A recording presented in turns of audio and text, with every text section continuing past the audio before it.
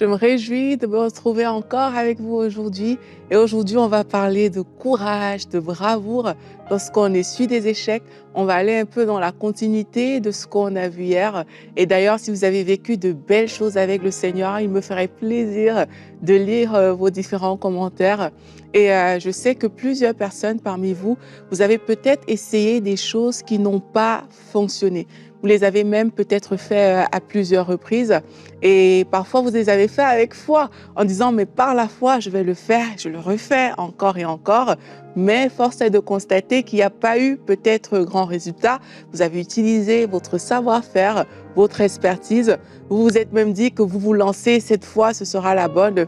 Mais peut-être rien n'a semblé fonctionner dans votre cas. Et aujourd'hui, on va encore parler de Pierre. C'est la star de ces 2 premiers épisodes de Prière inspirée de la semaine. Et on va aller dans Jean au chapitre 21, au verset 3. Là, c'est les disciples en fait qui sont retournés à la pêche après que Jésus soit mort. Ils retournent à la pêche et là, c'est Pierre qui parle à partir du verset 3. Simon-Pierre leur dit « Je vais pêcher ». Ils lui dirent « Nous allons aussi avec toi ». Ils sortirent et montèrent dans une barque et cette nuit-là, ils ne prirent rien. Le matin étant venu, Jésus se trouva sur le rivage, mais les disciples ne savaient pas que c'était Jésus. On peut s'arrêter là, on va continuer plus tard, mais on peut déjà s'arrêter à ce niveau. On voit qu'ils sont allés pour pêcher et apparemment, ils l'ont fait toute la nuit. Et on dit cette nuit-là, ils ne prirent rien et on nous parle du matin qui est arrivé. Alors, la nuit, c'est quoi? La nuit, en général, c'est une saison défavorable. C'est une saison dans laquelle les ténèbres règnent. C'est une saison dans laquelle on fait des choses et les choses semblent ne pas fonctionner. Dans le cas des disciples, ils ont travaillé toute la nuit, ils étaient à la pêche, mais il n'y a rien qui s'est passé. La nuit aussi, c'est une saison qui peut durer plus ou moins longtemps en fonction des différentes situations. C'est la saison que certaines personnes vont appeler le désert, c'est la sécheresse, c'est parfois la galère. C'est aussi une saison où on travaille beaucoup et on n'a peut-être pas beaucoup de résultats. Peut-être vous faites des efforts pour arriver quelque part et il n'y a pas beaucoup de résultats. Et puis vous refaites encore et encore, vous utilisez différentes stratégies, différents scénarios, mais il n'y a vraiment rien qui se passe. Et ça peut concerner tous les domaines. Il y a des personnes que la nuit, ce sera peut-être pas dans vos finances, mais la nuit, ça peut être dans votre foyer. La nuit, c'est peut-être pas dans vos relations humaines, mais la nuit, ça peut être dans vos études. Donc, il y a plusieurs cas qui peuvent être identifiés. Vous connaissez le vôtre. Dans quelle saison êtes-vous actuellement? Dites-le moi. Mais toujours est-il que la nuit, c'est cette saison défavorable. C'est cette saison où on fait des choses, on pose des actions, mais c'est comme si ça ne fonctionnait pas. Et la Bible nous encourage, dans le psaume 30, la Bible dit « Le soir arrivent les pleurs et le matin l'allégresse ». Ça, c'est un verset biblique que j'aime beaucoup. En fait, ce verset me rappelle que Dieu ne prend pas plaisir à ce que vous soyez dans la galère. Et je veux encourager quelqu'un aujourd'hui qui passe par des temps difficiles. Sache que Dieu ne prend pas plaisir à ce que tu souffres. Il n'est pas l'auteur de cette souffrance.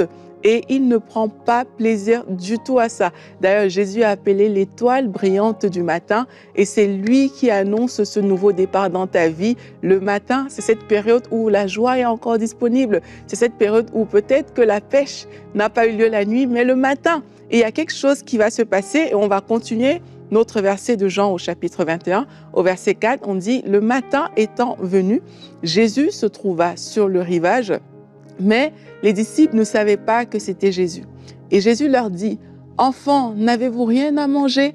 Ils lui répondirent, « Non. » Il leur dit, « Jetez le filet du côté droit de la barque et vous trouverez. » Ils le jetèrent donc, ils ne pouvaient plus le retirer à cause de la grande quantité de poissons.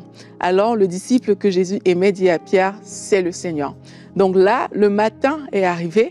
Et alors que le matin de cette période de pêche, de cette journée de pêche est arrivée, cette nuit de pêche plutôt, là, Jésus entre en scène.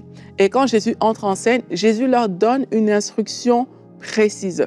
Jésus leur dit, jetez le filet du côté droit. Moi, je pense que pendant toute la nuit, alors qu'ils ont essayé de pêcher, ils ont peut-être jeté le filet à gauche, à droite, devant, derrière, dans tous les côtés. Et ça n'a pas fonctionné parce que c'était quand même une nuit pénible pour les disciples.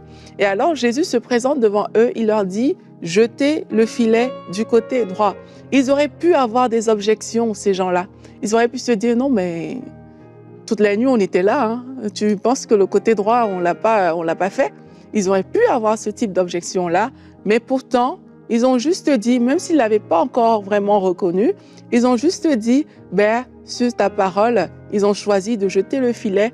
Et parce qu'ils ont accepté de faire cette chose à nouveau, ben, on voit que le miracle s'est produit. Et toi, aujourd'hui, j'aimerais te demander, quelle est cette chose que tu dois faire à nouveau encore? Quelle est cette chose pour laquelle tu te dis, mais ça n'a pas marché en fait, ça n'a pas fonctionné pour moi, mais que tu dois faire encore? Essaie d'identifier cette chose-là et l'exercice du jour qu'on va faire, c'est de refaire cette chose-là.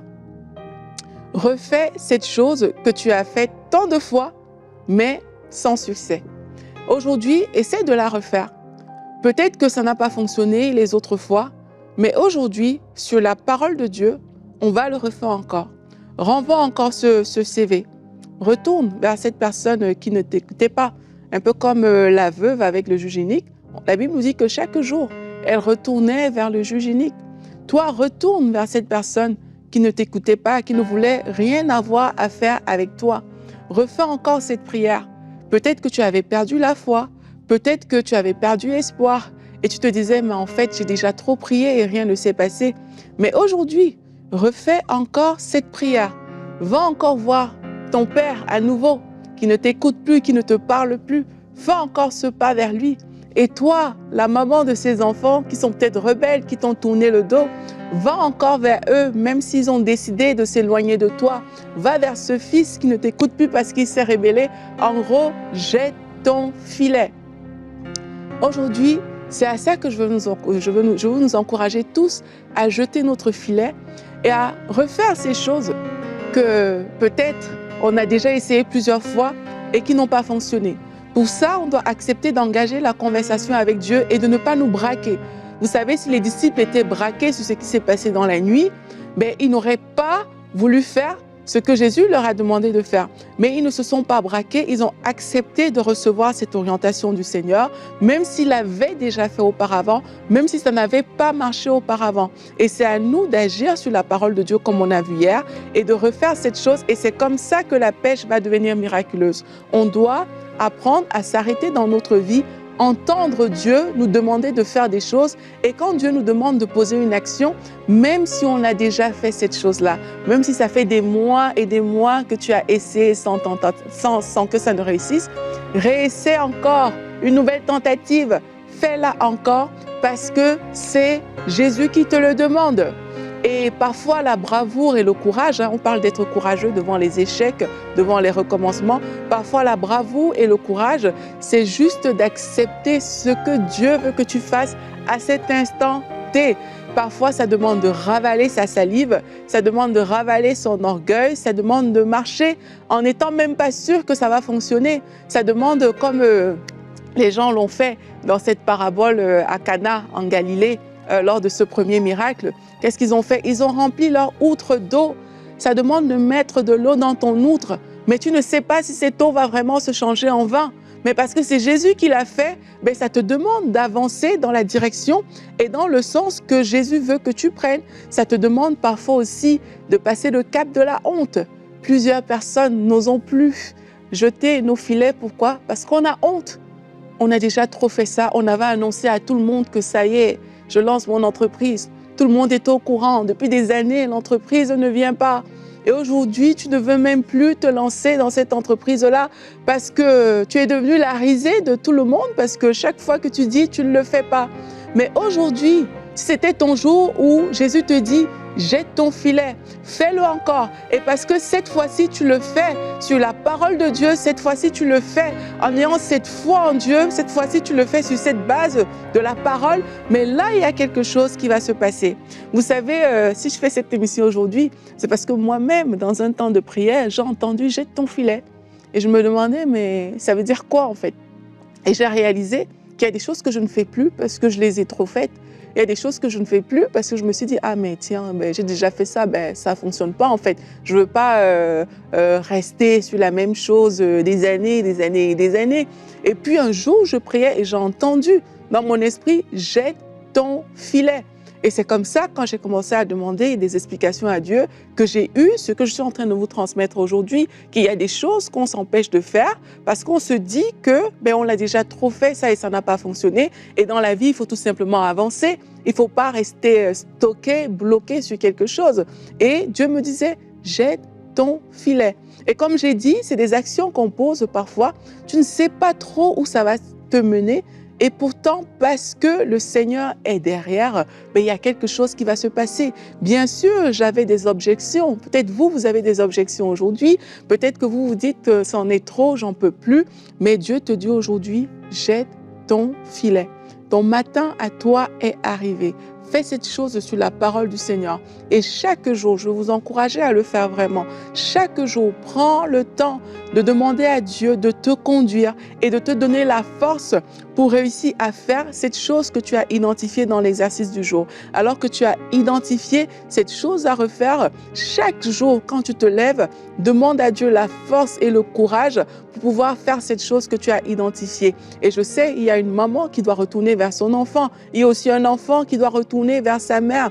Parce que le plan de Dieu, ce n'est pas qu'il y ait une séparation entre les parents et les enfants. Le plan de Dieu, c'est que le cœur des fils revienne vers des pères et que le cœur des pères soit attaché au fils. Donc toi, là où tu es, si tu entends cette parole, décide de retourner à la maison. Ça fait des mois que tu es parti, tu as claqué la porte de la maison, tu as claqué la porte à tes parents, mais décide de retourner à la maison. N'aie pas honte, n'aie pas peur, fais-le parce que c'est Jésus qui te le demande. Fais-le sur la base de cette parole et tu vas voir qu'alors que tu le fais, les choses vont changer, les choses seront différentes. Et il y a cet enfant, il y a cette dame, vous avez parlé du Seigneur à votre famille et votre famille ne vous a pas écouté. Votre famille avait le cœur fermé, mais refais-le encore. Refais-le encore. Tu t'es dit, j'ai déjà trop parlé, j'ai déjà trop agi dans leur direction. J'ai déjà trop fait de choses pour eux. Mais eux, ils ne me regardent même pas, ils ne me considèrent pas. Eh bien, Dieu te dit, jette ton filet. Jette ton filet et refais-le encore. Jette ton filet et va encore dans cette direction.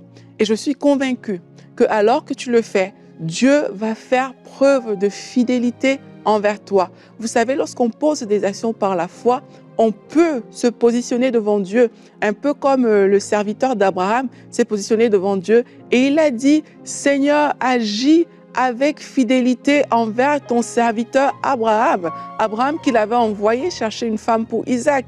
Et on peut, alors qu'on choisit de faire des actions de foi inspirées par la parole de Dieu, dire à Dieu, Seigneur, agis avec fidélité envers moi, alors que je pose cette action que tu m'as demandé de faire. Et alors que tu es en train de le faire, mais tu vas voir que Dieu est fidèle à sa parole. Et lorsque Dieu dit une chose, la Bible dit que sa parole ne revient pas à lui sans avoir fait ce pourquoi elle a été envoyée. Alors je veux t'encourager aujourd'hui et on va prendre ce temps aussi dans la prière et je veux qu'on prie ensemble pour dire Seigneur, je jetterai mon filet sur ta parole. Je le ferai, même si j'ai douté. Parfois on n'a pas reconnu la voix de Dieu. Comme là on voit dans ce chapitre de Jean 21 qu'on a lu, on voit que les disciples ne savaient même pas que c'était Jésus. Et peut-être qu'il s'est présenté à toi et tu ne savais même pas que c'était lui. Mais c'est pas grave. Aujourd'hui, il te dit, jette ton filet et refais encore cette chose. Refais-la encore. Je vais rejoindre Gordon et Julie et ensemble, on va passer un temps dans la prière. Alléluia. Abrite-moi sous tes ailes. Couvre-moi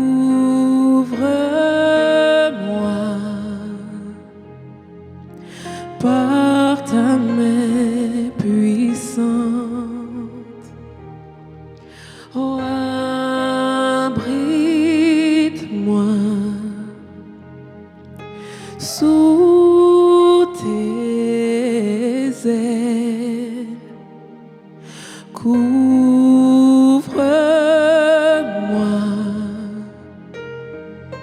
par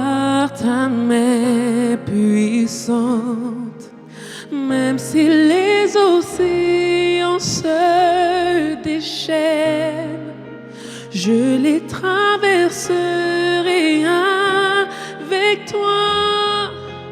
Père, tu domines les tempêtes. Je suis tranquille car tu es là. Je suis tranquille car tu es là. En Jésus seul, je me confie. Il me donne force, calme et puissance. En Jésus seul, je me confie. Il me donne force, calme et puissance. Même si les océans se déchaînent, je les traverserai avec toi. Père, tu domines les tempêtes. Je suis tranquille car tu es là. Je suis tranquille car tu es là. Même si les océans se déchaînent, je les traverserai avec toi. Seigneur Jésus. Père, tu domines les tempêtes. Je suis tranquille car tu es là. Parce que tu es là. Je suis tranquille car tu es là. Parce que tu es là. Là où tu es, est-ce que tu peux répandre ton cœur devant Jésus? Est-ce que tu peux répandre ton cœur et lui dire, Seigneur, même si ça fait plusieurs fois que je l'ai fait, même si ça fait plusieurs fois que j'ai essayé, même si j'ai fait plusieurs tentatives, Seigneur, aujourd'hui, je choisis ta paix. Est-ce que tu peux le dire? Et spécifie les choses que tu as faites. Dis-le lui, ouvre ton cœur, répands ton cœur afin que le Seigneur puisse se déverser à l'intérieur de toi. Seigneur Jésus, nous voici devant toi aujourd'hui. Oui, nous avons essayé plusieurs choses. Nous avons essayé par nos propres forces de pêcher ce poisson, ces poissons, Seigneur. Nous avons essayé par nos propres forces de sortir de ces situations, Seigneur Jésus-Christ. Nous avons essayé avec notre propre vigueur. Nous avons essayé avec nos relations, Seigneur Jésus-Christ. Nous avons essayé avec des choses qu'on estimait être bonnes. Mais aujourd'hui, Seigneur, nous tournons nos regards vers toi. Nous tournons nos regards vers toi seul, reconnaissant que toi seul peux le faire. Reconnaissant que dans ta parole, Seigneur, il y a une autorité, il y a un pouvoir pour faire bouger les choses. Il y a un pouvoir, Seigneur, alors que tu as dit cette parole, les poissons n'ont pas eu d'autre choix que de se diriger vers ce filet. Nous reconnaissons, Seigneur, que dans ta parole, il y a une puissance, il y a une capacité qui crée l'alignement, qui fait en sorte que les choses se remettent en place. Nous reconnaissons que dans ta parole, il y a une grâce, il y a une faveur qui sont disponibles. La grâce et la faveur sont disponibles dans la parole de Dieu. Il y a une grâce qui est disponible dans cette instruction. Toi qui dois retourner vers tes parents, il y a une grâce qui est disponible dans cette instruction. Toi qui dois jeter ton filet à nouveau, il y a une grâce dans cette instruction qui permet l'alignement. Toi qui dois renvoyer ce CV, il y a une grâce dans cette instruction. Toi qui dois aller vers ton patron pour parler à nouveau, pour discuter à nouveau, sache qu'il y a une grâce dans cette instruction du Seigneur. Seigneur, nous te bénissons pour la grâce. Nous te bénissons, Père. Oui, c'est vrai, le soir, il y avait des pleurs. C'est vrai, ce n'était pas évident. C'était compliqué. C'est vrai, il y a plusieurs choses qui ont été faites. Mais Seigneur, gloire soit rendue à toi aujourd'hui. Gloire soit rendue à toi aujourd'hui, parce que sur ta parole, on le fera. Sur ta parole, nous jetons nos filets. Sur ta parole, Seigneur, ça arrivera.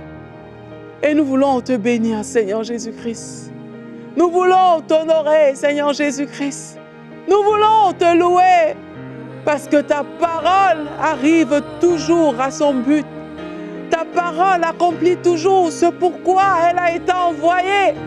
Ta parole marche, elle court devant nous. Et Seigneur, oui, comme ces disciples ont ramené ces gros poissons, nous voulons déclarer aujourd'hui que ça fonctionnera. Nous allons prendre un temps où on va déclarer que par la puissance de Dieu, ça le fera. Tu vas frayer ton chemin vers cette chose que tu es en train de demander à Dieu. Tu vas frayer le chemin et tu vas maintenant déclarer que les circonstances s'alignent. Les circonstances s'alignent.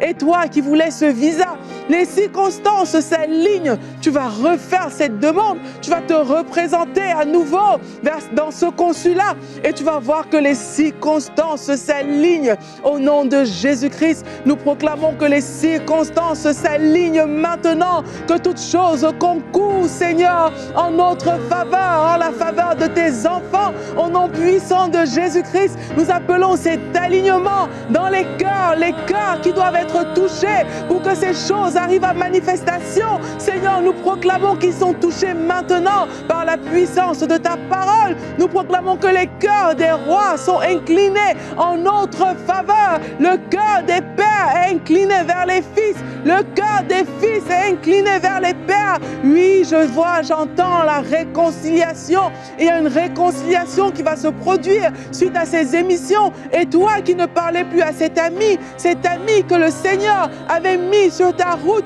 pour t'aider à avancer, toi qui lui avais tourné le dos, sache que son cœur est à nouveau favorable et refais ce pas vers elle, refais ce pas et va vers elle. Et le Seigneur agit pour rétablir les relations en ce moment même. Le Seigneur agit pour rétablir les contacts entre les personnes qui s'étaient détournées l'un de l'autre. Le Seigneur agit pour rétablir ce contact à toi, toi qui as tourné le dos à ta famille. Le Seigneur agit aujourd'hui pour rétablir le contact avec les familles. Le Seigneur, il est là et il parle aujourd'hui pour que tu fasses ce premier pas. N'attends pas que ça vienne de l'autre. N'attends pas que ça vienne d'autrui. Mais toi, fais ce pas à nouveau. Même si tu l'as déjà fait dans le passé, même si la porte était fermée, accepte de faire ce pas parce qu'il agit en ta faveur. J'entends réconciliation. Le Seigneur agit en ta faveur. N'aie pas peur de poser cet acte. N'aie pas peur de retourner. N'aie pas peur d'y aller. Tu ne seras pas déçu. Tu ne seras pas déçu. N'aie pas peur d'envoyer cette lettre. Il y a une personne, tu devais envoyer une lettre. Peut-être une lettre de réconciliation. Peut-être une lettre d'emploi. Mais il y a une lettre que tu devais envoyer. Il y a un mot que tu devais envoyer. Et aujourd'hui, sur cette parole, envoie ce mot en ayant confiance en Jésus-Christ. Envoie ce mot en disant, Seigneur, peut-être que je l'avais, j'ai hésité à l'envoyer parce que je me disais que ça n'allait pas fonctionner. Peut-être j'avais déjà envoyé dans le passé, mais ma pêche à moi n'avait pas été miraculeuse. Mais aujourd'hui, parce que tu me dis de jeter mon filet, je choisis de le faire encore. Je choisis de le faire encore. Seigneur, nous déclarons que les voies s'ouvrent. Nous déclarons que les chemins qui étaient fermés, les voies qui étaient bloquées se débloquent aujourd'hui. Au nom de Jésus-Christ. Seigneur, fais preuve de fidélité envers toutes ces personnes qui vont poser ces actions de foi. Que ta fidélité soit manifeste dans leur vie. Au nom puissant de Jésus-Christ. Que ta fidélité les précède leur action. Au nom de Jésus-Christ, que les voies s'ouvrent. Que le chemin s'ouvre. Que les cœurs s'inclinent en votre faveur. Que les cœurs des rois s'inclinent en votre faveur. Que les personnes qui étaient fermées, que leur cœur s'ouvre au nom de Jésus. et que les écailles tombent des yeux des personnes qui ont besoin que des écailles tombent. Alors que tu fais ce premier pas, les écailles tombent des yeux de cette personne de qui tu t'approches et son cœur est ouvert au nom puissant de Jésus-Christ. Les cœurs sont ouverts au nom puissant de Jésus-Christ. Seigneur, merci pour le chemin que tu ferais. Merci pour la voie qui est favorable. Merci Seigneur parce que tu agis avec puissance. Tu agis avec force, Seigneur Jésus-Christ.